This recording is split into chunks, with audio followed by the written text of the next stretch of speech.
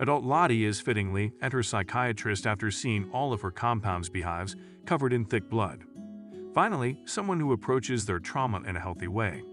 However, Lottie doesn't appear to be nearly as upset by the abrupt absence of her regular doctor as she should be. Lottie is urged to embrace her visions by her doctor's replacement, rather than ignoring them and possibly amplifying their impact on her. That could be sound advice if Lottie weren't being followed, since she was a teenager, by a mystical force. Back in the 90s, Lottie and Natalie make the decision to put Shauna's nosebleed on the symbol Lottie wrote on Shauna's newborn blanket, which offered the two girls some birds to munch on while they were stuck. The remaining crash survivors are split evenly between those who have taken a liking to Lottie and those who find it difficult to embrace the mysterious darkness that is engulfing them.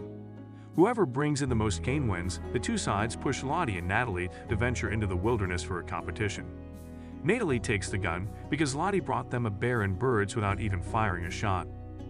Both parties have little success.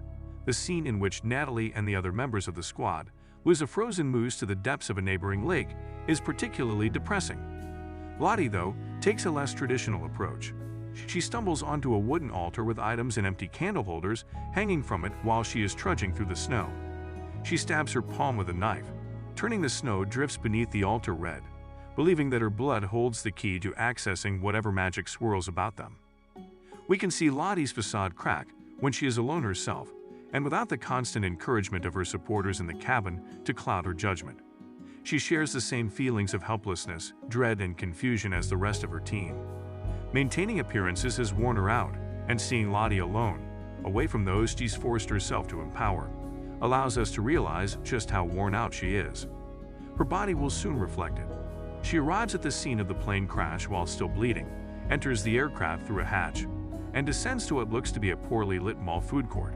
It is obvious that this is another of her visions, similar to the one from Season 1 in which she was seen swimming across a canal to a cavern lit by candles and then entering a lift that led nowhere.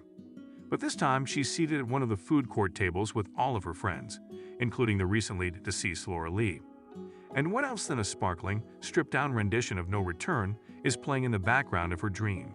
It is rather startling to hear the Yellowjackets theme change from the wonderful opening song to a fully diegetic composition. At least, that's what I think, given its muzak-like, mall radio atmosphere.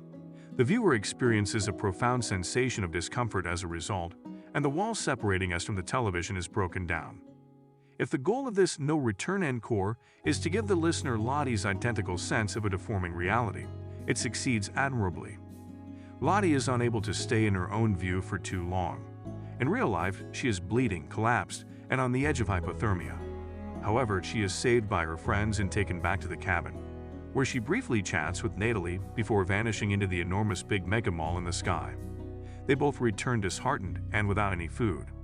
It's wonderful to see the two girls spending some time apart from the chatter of the other members of their remaining cohorts, who have set them against one another.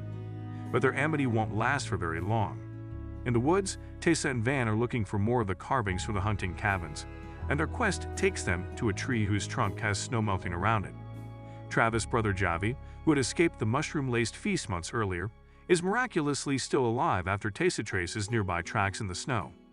Everyone is stunned when he is carried back to the cabin, including Javi. The fact that Lottie claimed to have a strong intuition that Javi was still alive encouraged her disciples even more. However, Tessa was the one who knew where to look for him, using the symbols that she and Van had marked while Tessa was sleepwalking. The group will undoubtedly become even more divided in the episodes due to this distinction between these diabolical forces that be. It is yet unknown how that might affect who the Yellowjackets ultimately decide to sacrifice in their ritual. But the thought of the possibilities is so intriguing. Will Lottie organize her group into hunters that will follow her orders? Will the group split, ejecting one side to fend for themselves outside the cabin? As the episode's ending implies, the only thing that appears definite is that Lottie is on the winning side of the power equation. Adult back in the complex, Lottie discovers a playing card in her office. The Queen's eyes have been scribbled out on the torn card. Although it's unclear whether the card is real or made up, it appears to be a foregone conclusion that Lottie will eventually be named the Antler Queen. At her wit's end, Lottie enters the woods close to her complex and kneels at the altar she previously knelt at, slicing her palm open once more in the process. A truck driver who happened to be one of Tessa's constituents took a ride with her, politics never sleeps, people.